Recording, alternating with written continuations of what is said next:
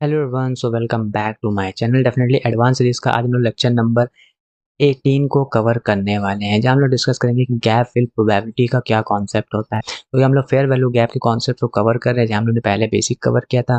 फिर मार्केट में जो इनएफिशिएंसी कॉन्सेप्ट होता है वो क्यों होता है। आज हम लोग देखेंगे कि क्यों गैप फिल प्रोबेबिलिटी डिफाइन की जाती है, यानी कि फेयर वैल्यू गैप पे क्यों मार्केट रिट्रेस होने आता है, उसको देखते हैं। तो एडवांस सीरीज का लेक्चर नंबर 18 है। ऑलरेडी हमने एक बेसिक सीरीज कवर कर रखी है, जिसमें हम लोग ने 28 से 29 वीडियोस को कवर किया है। जिसमें आपको टेक्निकल एनालिसिस मिल जाएगी, कैंडलस्टिक पैटर्न्स मिल जाएंगे, चार्ट पैटर्न्स मिल जाएगा, इंडिकेटर्स मिल जाएंगे और डिफरेंट डिफरेंट टाइप्स की strategies, psychology based risk management सब मिल जाएगा। तो इस बेसिक सीरीज को जरूर देख लेना। और एडवांस सीरीज में भी हम लोग ने ऑलरेडी 17 लेक्चर्स कवर कर चुके हैं। आज हमारा लेक्चर नंबर 18 है, जिसको हम लोग कॉन्सेप्ट समझेंगे गैप फिल प्रोबेबिलिटी क्या होता है। तो डेफिनेटली वीडियो पे पहली बार आया तो चैनल को जरूर सब्सक्राइब कर लेना, बेल नोटिफिकेशन ऑन कर लेना, क्योंकि अभी इस एडवांस सीरीज में हम लोग बहुत सारे कॉन्सेप्ट्स पढ़ने बाकी हैं एसएमसी और आईसीटीज के। तो इन सारे कॉन्सेप्ट्स के नोटिफिकेशन पाने के लिए वीडियो की जरूर चैनल को सब्सक्राइब कर लेना और वीडियो को एंड तक देखना। कुछ इंपॉर्टेंट कॉन्सेप्ट्स प्रो टिप्स भी देंगे, सो दैट कि तुम्हें और अच्छी ट्रेडिंग इंप्रूव हो सके। तो उसको देखने के लिए पूरी वीडियो को एंड तक जरूर देखना। चलो स्टार्ट करते हो। समझते हैं कि हर गैप फील होता है, नहीं, और यही सबसे बड़ा ट्रैप है। सब लोग समझते हैं कि जब भी एक फेयर वैल्यू गैप बनता है तो ये हर बार ये फेयर वैल्यू गैप फील होता है, लेकिन ये कभी भी इंपॉर्टेंट नहीं है। हर बार फेयर वैल्यू गैप फील नहीं होता है। स्मार्ट ट्रेड्स गैप नहीं, प्रोबेबिलिटी के बेसिस पे काम करते हैं। तो उसी को देखेंगे हम लोग। फेयर वैल्यू गैप क्या होता है, समझ में आया। हमने देखा कि फेयर वैल्यू गैप पे मार्केट क्यों बनता है, फेयर वैल्यू गैप जिसको एफिशिएंसी कॉन्सेप्ट बोलते हैं। आज हम लोग समझेंगे कि फेयर वैल्यू गैप पर कब मार्केट रिट्रेस होने आता है और कब मार्केट रिट्रेस होने नहीं आता है। प्रोबेबिलिटी को फाइंड करेंगे, यानी कि कितनी प्रोबेबिलिटी होगी कि फेयर वैल्यू गैप को मार्केट रिट्रेस करने आए और फेयर वैल्यू गैप को मार्केट रिट्रेस करने ना आए। तो उसकी प्रोबेबिलिटी को फाइंड करना आज हम लोग अच्छे से डिस्कस करेंगे। हमने ऑलरेडी बताया कि फेयर वैल्यू गैप क्या होता है, फिर मैंने बताया क्यों होता है, क्योंकि मार्केट इनएफिशिएंसी होता है। प्राइस ने फेयर ट्रेडिंग नहीं किया, यानी कि प्राइस में एक फेयर वैल्यू नहीं चल रही होती है। इससे क्या वजह क्या होता है कि मार्केट का नेचर या तो कंटिन्यू करेगा या तो रीबैलेंस करेगा, यानी कि फिल करेगा, वापस से बैलेंसिंग, जो भी इनएफिशिएंस हुआ है, इम्बैलेंस हुआ है, वापस से बैलेंसिंग करेगा। रीजन होता है कंटेस्ट बॉट नॉट एजम्पशन में, यानी कि जब भी हम लोग डिसीजन लेते हैं, यानी कि देखो दो केस होते हैं। सबसे पहले फेयर वैल्यू गैप हुआ, फेयर वैल्यू गैप क्रिएट हुआ, किसकी वजह से, इनएफिशिएंसी की वजह से क्रिएट हुआ। अभी इसके पास दो रीजन है, या तो ये इस एफिशिएंसी को फॉलो करते हुए आगे निकल जाए, या बेसिकली इसको वापस फिल करने आए। तो दो सिनेरियो होते हैं, या तो इस इनएफिशिएंसी जो भी फेयर वैल्यू गैप क्रिएट हुआ इसको रिट्रेस करने ना आए, प्राइस ऊपर ही निकल जाए, या एक बार हो सकता है कि इसको रिट्रेस करने आए। तो कब हम कहेंगे कि ये रिट्रेस करने आएगा और कब हम कहेंगे कि ये रिट्रेस करने नहीं आएगा, ये आज हम लोग कॉन्टेक्स्ट बेस पे बात करेंगे, ना कि अजम्पशन के बेस पे कि जब भी फेयर वैल्यू गैप बना यानी कि प्राइस वहां पे रिट्रेस करने आएगा। तो ये हर बार ट्रू नहीं होता है। तो गैप फिल की गारंटी नहीं कह सकते। तो हर गैप फिल होने का कॉन्सेप्ट यहाँ पे नहीं आता है। रियलिटी क्या होता है, कंडीशनल होता है। फुल फिल होगा, पार्शियल फिल होगा, या तो नहीं फिल होगा। तो जब भी एक फेयर वैल्यू गैप बनता है इनएफिशिएंसी की वजह से, मार्केट में डिस्प्लेसमेंट होने की वजह से, तो इसके तीन आउटकम्स होते हैं। या तो इसको फिल नहीं करेगा, ऊपर निकल जाएगा, या बेसिकली इसको पार्शियल फिल करेगा, या इसको कंप्लीट फिल करेगा। पहले मैं बताया था कि फेयर वैल्यू गैप क्या होता है, फिर बताया कि फेयर वैल्यू गैप क्यों क्रिएट होता है मार्केट में, क्यों इनएफिशिएंसी की वजह से, और वो भी बताया था कि कब इसमें हम एक जेन्युइन रिट्रेस मानेंगे और कब हम कहेंगे कि इस रिट्रेसमेंट को अवॉइड करें। तो सब मैंने ऑलरेडी पुराने लेक्चर में कवर कर दिया है। तो यहाँ पे भी तीन ही केस होते हैं, तो फुल फिल होता है, पार्शियल फिल होता है, या नो फिल होता है। तो उसे तो समझेंगे कि किस तरीके से कब फुल फिल होगा और कब फुल फिल नहीं होगा। तो ऑर्डर फ्लो का लॉजिक समझते हैं। गैप क्रिएट कैसे होता है, एग्रेसिवली बाइंग से, ये मैंने ऑलरेडी डिस्कस कर रखा है कि किस तरीके से फेयर वैल्यू गैप क्रिएट होता है। अपोजिट साइड एब्सेंट होते हैं, यानी कि मान लेते हैं एक कैंडल बनी, फिर एक बड़ी कैंडल बनी, फिर एक कैंडल, यानी कि यहाँ पे एक बड़ी सी बाइंग अपॉर्चुनिटी आई, बाइंग प्रेशर आया। इसका मतलब जो अपोजिट साइड सेलर थे वो इतनी तरीके से प्रेजेंट नहीं थे, यानी कि इसको एक एक्चुअल अमाउंट में इस बाइंग को फुलफिल नहीं कर पाए। इस वजह से मार्केट ने डिस्प्लेस करके एक बड़ी कैंडल फॉर्म करी और प्राइस ने जंप मारा और एक इम्बैलेंस क्रिएट हुआ, यानी कि अब ये कहा यहाँ पे क्या क्रिएट हो गया, एक इम्बैलेंस हो गया। जहाँ ट्रेड नहीं हुआ वहां मार्केट वापस आ सकता है। अब मैंने क्या बताया कि यहाँ पे मतलब यहाँ पे ट्रेड नहीं हुआ, यानी कि यहाँ पे बाइंग प्रेशर इतना हुआ तो सेलर्स ने इसको अच्छे से एब्जॉर्ब नहीं किया। तो इसका मतलब यहाँ पे वापस ये प्राइस रिट्रेस करने आएगा और इसके जो भी पेंडिंग ऑर्डर्स हैं उन सबको फिल करेगा। तो इसी कॉन्सेप्ट को आगे हम लोग देखते हैं। Probability engine. Gap fill probability depend करती है मार्केट स्ट्रक्चर, यानी market structure, market up trend में है या मार्केट डाउन ट्रेंड में है। दूसरा सबसे इंपॉर्टेंट लिक्विडिटी लिक्वेशन, क्या वहाँ पे जहाँ गैप क्रिएट हुआ है वहाँ पे एक लिक्विडिटी क्रिएट हुई है। लिक्विडिटी यानी सप्लाई डिमांड जोन के बेसिस पे, सपोर्ट रेजिस्टेंस के बेसिस पे, ट्रेंड लाइन के बेसिस पे क्या वहाँ पे लिक्विडिटी है, ये देखता है। तीसरा इम्पल्स स्ट्रेंथ, क्या बेसिकली जो भी स्ट्रेंथ आया है वो एक जेन्युइन स्ट्रेंथ आया है या सिर्फ इम्बैलेंस की वजह से क्रिएट हुआ है।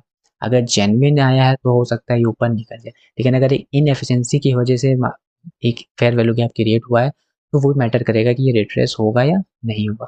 और टाइम फ्रेम वेरी इंपॉर्टेंट, क्या बेसिकली बड़े टाइम फ्रेम में मार्केट उसी डायरेक्शन में फेवर कर रहा है या नहीं फेवर कर रहा है। तो टाइम फ्रेम का अलाइनमेंट, मार्केट स्ट्रक्चर का अलाइनमेंट, लिक्विडिटी है वहाँ पे कि नहीं, और जो इम्पल्स आया वो एक इनएफिशिएंसी की वजह से आया है कि जेन्युइन आया है, ये सब जब सारे टिक होते हैं तब हम लोग कहते हैं कि प्रोबेबिलिटी इंजन वैलिड होता है, वहाँ पे उस फेयर वैल्यू गैप को फिल करने आएगा। तो दैट इज़ द बेसिक, किस तरीके से हमें देखना पड़ेगा कि फेयर वैल्यू गैप फिल होता है, यानी मार्केट स्ट्रक्चर देखो, लिक्विडिटी लोकेशन देखो, इम्पल्स देखो और टाइम फ्रेम देखो, ये 4 चीज़ें देखना पड़ता है। The structure filter, structure filter यानी कि trend decide intention, up trend में यानी कि बुलिश इम्बैलेंस रिस्पेक्ट करेगा, डाउन ट्रेंड में बेयरिश इम्बैलेंस रिस्पेक्ट करेगा, और काउंटर ट्रेड पे जाओगे तो कभी भी काम नहीं करेगा।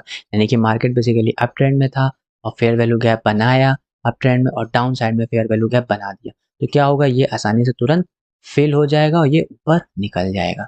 बट अगर वही चीज़ अगर तुम देखो कि मार्केट अगर बुलिश में है, अप ट्रेंड में है, तो अगर यहाँ पे फेयर वैल्यू गैप बना तो ये आएगा, इसको रिट्रेस करेगा और फटाक से ये वापस चला जाएगा। बट अगर इसी अप ट्रेंड में मार्केट ने एक बेयरिश फेयर वैल्यू गैप बनाया तो तुम सोचोगे कि यहाँ पे प्राइस रिट्रेस करके नीचे गिरेगा, तो हो सकता है ये प्राइस इसको फिल करके हाई प्रोबेबिलिटी है कि ये ऊपर निकल जाएगा।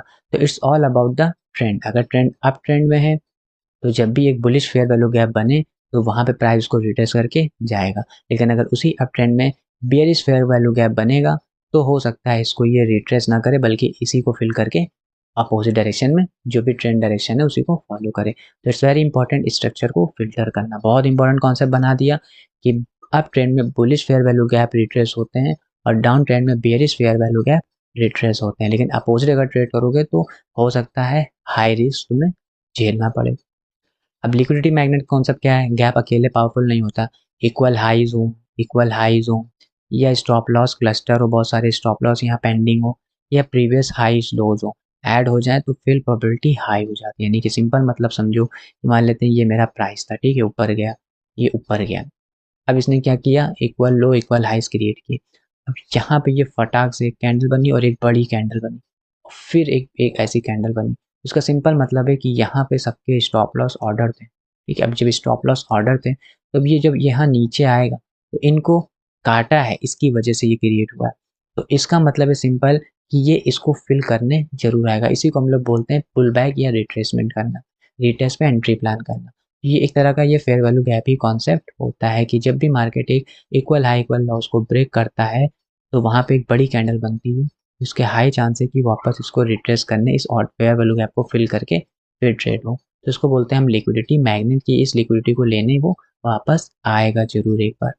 अब इम्पल्स एनालिसिस क्या होती है, स्ट्रॉन्ग डिस्प्ले में इंस्टीट्यूशनल एक्टिव या मार्केट कन्विक्शन हाई, गैप में not fill immediately, weak move quick fill, ठीक है। दैट्स वेरी इंपॉर्टेंट कि स्ट्रॉन्ग डिस्प्लेसमेंट भी मैटर करता है। अगर इंस्टीट्यूशनल एक्टिविटी हुई है या मार्केट कन्विक्शन बहुत हाई है तो गैप में नॉट फिल इमीडिएटली, तो उस केस में गैप इमीडिएटली फिल नहीं होगा। यानी कि आया बड़ी कैंडल बनी, ये आया, ये इतनी जल्दी इसको फिल नहीं करेगा, थोड़ा टाइम लेगा, फिर इस फेयर वैल्यू गैप को फिल करके रिट्रेस करके जाएगा। लेकिन अगर वीक मूव आया, यानी कि बनी तो डिस्प्लेसमेंट कैंडल लेकिन ये तुरंत इसको फिल कर देता है, इसका मतलब हम ये कहते हैं कि यहाँ पे जो है ये एक अच्छा कन्विक्शन नहीं है उसी डायरेक्शन में ट्रेड लेने के लिए। बहुत इंपॉर्टेंट कॉन्सेप्ट है ये भी। यानी कि अगर जेन्युइन मूव होगा तो वहाँ पे थोड़ा टाइम लेगा मार्केट उस गैप को फिल करके रिट्रेस करने में, लेकिन अगर तुरंत फिल हो जाता है तो यानी कि वो मार्केट में वो मूव सर्वाइव नहीं कर रहा है और मार्केट एक साइडवेज हो सकता है। और time frame very important, high time frame में गैप होता है तो वो स्ट्रॉन्ग जोन होता है, लो टाइम फ्रेम पर हमें एंट्री प्लान करनी होती है। तो हाई टाइम फ्रेम पे बायसनेस रखो और लो टाइम फ्रेम पर उस गैप फिल की एंट्री प्लान करो। तो ये चारों मैंने जो भी इंपॉर्टेंट कॉन्सेप्ट है वो मैंने कवर कर दिए। यानी कि मैंने क्या बताया, मैंने बताया कि पहले पहले मार्केट का स्ट्रक्चर देखो, अप ट्रेंड में बुलिश फेयर वैल्यू गैप बने तो रिट्रेस करके ट्रेड प्लान करो, लेकिन अगर अप ट्रेंड में बेयरिश फेयर वैल्यू गैप बने तो वो उस पर रिट्रेस करने पे ट्रेड लोगे तो हो सकता है तुम्हारा एसएल भी उड़ जाए, पहला। दूसरा लिक्विडिटी कॉन्सेप्ट देखा कि लिक्विडिटी के बेसिस पे डिफाइन करो कि लिक्विडिटी जहाँ पे होगी ज़्यादा वहाँ मार्केट उस फेयर वैल्यू गैप बना के उसको रिट्रेस करने आएगा। तीसरा मैंने देखा सबसे इम्पॉर्टेंट स्ट्रक्चर के बेसिस पे कि मार्केट में अगर फास्ट मूव आया है, अगर जेन्युइन फेयर वैल्यू गैप है तो उसको फिल करने में टाइम लगेगा, जब फिल करेगा तो रिट्रेस करके वापस जाएगा। अगर उस तुरंत फेयर वैल्यू गैप फिल हो जाता है तो उसका मतलब वहाँ पे एक जेन्युइन मूव नहीं है। और चौथा मैंने बताया कि टाइम फ्रेम, अगर हायर टाइम फ्रेम में फेयर वैल्यू गैप बनी तो लोअर टाइम फ्रेम में उसी डायरेक्शन में आप एंट्री प्लान कर सकते हो। तो कंटिन्यूशन गैप आता है, ट्रेंड स्ट्रॉन्ग है, एक्सहॉर्शन गैप आता है, रिवर्सल सिग्नल, ब्रेक वे गैप आता है, तो नया स्ट्रक्चर बनता है। हर टाइप का फिल प्रोबेबिलिटी अलग होता है, नहीं कि अगर कंटिन्यूशन गैप आ रहा है तो वो एक स्ट्रॉन्ग है, आया फिर फिल किया फिर वापस गया, फिर फेयर वैल्यू गैप फिल किया फिर वापस गया, तो ये स्ट्रॉन्ग ट्रेंड है। लेकिन अगर एक्सहॉर्शन गैप है यानी कि आया ठीक है तुरंत फिल हो गया, फिर आया फिर तुरंत फिल हो गया, तो इसका मतलब यहाँ एक रिवर्सल सिग्नल आप प्लान कर सकते हो। और ब्रेक वे गैप होता है यानी कि अगर गैप का ब्रेक हो जाता है, जो भी फेयर वैल्यू गैप है वो ब्रेक होता है, तो इसका मतलब आप एक नया स्ट्रक्चर फाइंड कर सकते हो, ट्रेंड रिवर्स हो सकता है। तो पार्शियल फिल का कॉन्सेप्ट क्या होता है, मार्केट हमेशा फुलफिल नहीं करता, 50% fill main threshold tap and reject हो जाता है, तो मिड कैप इक्विलिब्रियम परफेक्शन होता है, यानी कि जब भी एक फेयर वैल्यू गैप बनता है तो अगर उसका 50% रिट्रेस होने के बाद फिल होने के बाद वापस से ब्रेक करता है तो आप कह सकते हो यहाँ पे एक जेन्युइन एक आप ट्रेड प्लान कर सकते हो। लेकिन अगर ये पूरा फिल हो गया या ब्रेक कर दिया तो यहाँ पे आप ट्रेड को अवॉइड कर सकते हो। तो इस इम्पॉर्टेंट कि पार्शियल फिल सबसे इम्पॉर्टेंट होता है। अब स्मार्ट मनी का प्लेबुक क्या होता है, तो इंस्टीट्यूशन क्या करते हैं, पहले लिक्विडिटी ग्रैब करते हैं, फिर कैप क्रिएट करते हैं, फिर रिटर्न करते हैं बैलेंसिंग करने के लिए, फिर उसको फिल करके ऑर्डर ट्रेड उसी डायरेक्शन में मूव कराते हैं। तो रिटेल ट्रेड हमेशा लेट एंट्री करता है, तो रिटेल हमेशा ट्रैप होने के बाद एंट्री प्लान करता है। तो इस तरीके से आपको भी देखना है, सबसे पहले लिक्विडिटी ग्रैब होने दो, फिर वहाँ पे एक डिस्प्लेसमेंट की वजह से गैप क्रिएट होगा, फिर प्राइस उसको आएगा फिल करने, और जब फिल आएगा तो रीटेस्ट होगा, तो वहाँ पे आप एक एंट्री प्लान कर सकते हो। अब एंट्री फ्रेमवर्क, सबसे पहले हाई टाइम फ्रेम को देखो, हाई टाइम फ्रेम में अप ट्रेंड है या डाउन ट्रेंड है, फिर वहाँ पे गैप बनेंगे, गैप बनेंगे तो फेयर वैल्यू गैप को मार्क करो, फिर वहाँ पे लिक्विडिटी जोन मार्क करो, कहाँ कहाँ लिक्विडिटी पड़ी हुई है, फिर लोअर टाइम फ्रेम में उस फेयर वैल्यू गैप को लिक्विडिटी लेने ले, फिर उस लिक्विडिटी लेने के बाद आप उस टाइप का ट्रेड प्लान कर सकते हो, एंट्री एक्टिवेट कर सकते हो। कब गैप फेल होता है, जब स्ट्रॉन्ग कंटिन्यूशन और no liquidity nearest driven move हो, तो नो कंफर्मेशन नो ट्रेड। कब लिक्विडिटी ये गैप फेल होता है, तो हमेशा याद हो गैप कभी फेल होगा जब आप बेसिकली आप ट्रेंड में डाउन को देखोगे या डाउन ट्रेंड में आप ट्रेंड को देखोगे, तभी हमेशा मार्केट हमेशा फेल करेगा। रिस्क मैनेजमेंट देख लो, तो एवरी हाई प्रोबेबिलिटी जो होती है वो सर्टेनिटी बताती है, हमेशा ऐसा लगाओ, 2-3% का रिस्क रखो, और रिस्क रिवार्ड हमेशा 1:2 से ज़्यादा रखो। तो very important, SL very important है, रिस्क मैनेजमेंट वेरी इंपॉर्टेंट है, और आरआर भी बहुत ही इंपॉर्टेंट है। कुछ एडवांस कॉन्सेप्ट ले लो, gap fill is not target, gap fill is reaction zone, real profit continuation after fill. तो वेरी इंपॉर्टेंट है कि गैप फिल जो है ना वो टारगेट नहीं होना चाहिए कि यहाँ पे फेयर वैल्यू गैप बना, चलो हम यहाँ पे अब इसके यहाँ तक ही टारगेट ले लेते हैं, नहीं, यहाँ पे मार्केट को आने दो, यहाँ पे रिट्रेस होने को हमें एंट्री प्लान करनी है, ना कि ये टारगेट। तो कभी भी फेयर वैल्यू गैप टारगेट नहीं होनी चाहिए, वो हमेशा एक एंट्री जोन होना चाहिए। Chase breakout ignore imbalance, very important, breakout को चेस मत करो, इम्बैलेंस को ट्रेड करो, वेट करो डिस्काउंट प्रीमियम पे आने दो, फिर एफिशिएंसी के साथ मार्केट में ट्रेड करो, यानी कि मार्केट अगर मूव कर गया बैलेंस बना के तो वेट करो उस इम्बैलेंस को, फेयर वैल्यू गैप को फिल करने आएगा। गैप फिल प्रॉपर्टी स्ट्रक्चर देख लिया, लिक्विडिटी इम्पल्स टाइम फ्रेम, ये चारों अलाइन होते हैं और मैंने हर एक को इन्वेंटरी पर बता दिया है, तब बेसिकली आप कह सकते हो कि गैप फिल होगा। अगर ये अलाइन हो गए तो एक हाई प्रोबेबिलिटी ट्रेड प्लान कर सकते हो।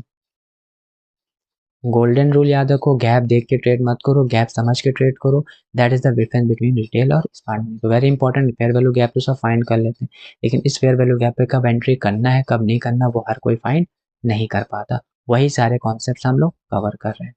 तो होपफुली आज की वीडियो भी समझ में आई होगी, जो भी हमारा लेक्चर नंबर 18 है जिसमें हम लोग ने फेयर वैल्यू गैप के प्रोबेबिलिटी को फाइंड करना सीखा था। तो ऑलरेडी मैंने 16 में फेयर वैल्यू गैप को समझाया था, फिर 17 में मैंने क्यों फेयर वैल्यू गैप क्रिएट होता है इनएफिशिएंसी की वजह से, और मैंने आज के लेक्चर में कवर किया कब फेयर वैल्यू गैप एक जेन्युइन होता है और कब इसकी प्रोबेबिलिटी हाई होती है इसकी फेल होने की। तो सारे कॉन्सेप्ट मैंने फेयर वैल्यू गैप के कवर कर दिया। तो होपफुली आज की वीडियो पसंद आई होगी, पसंद आई होगी तो वीडियो को लाइक करना, कमेंट जरूर करना FVG, सो दैट के पास ऐसे कितने लोगों को वीडियो समझ में आई, और शेयर भी कर देना। Want more probability trading concept उसके लिए सब्सक्राइब भी कर देना। तो trade like institution not emotion. तो आज की वीडियो बेसिकली हमारी एडवांस सीरीज का लेक्चर नंबर 18 हो गया है, आने वाली वीडियोस में आपको और भी अच्छे अच्छे कॉन्सेप्ट्स मिलेंगे। तो उसके लिए चैनल को जरूर सब्सक्राइब कर लेना, बेल नोटिफिकेशन ऑन कर लेना, बहुत सारी स्ट्रैटेजीज मिलेंगी। ऑप्शंस कॉन्सेप्ट भी एक कोर्स लॉन्च करने वाले हैं जिसको अच्छे से समझाएंगे ऑप्शंस के बारे में। तो डेफिनेटली चैनल को सब्सक्राइब करना, फिर लाइक करना, कमेंट करना। Thanks for watching this video. मिलते हैं नेक्स्ट वीडियो में। Till then bye.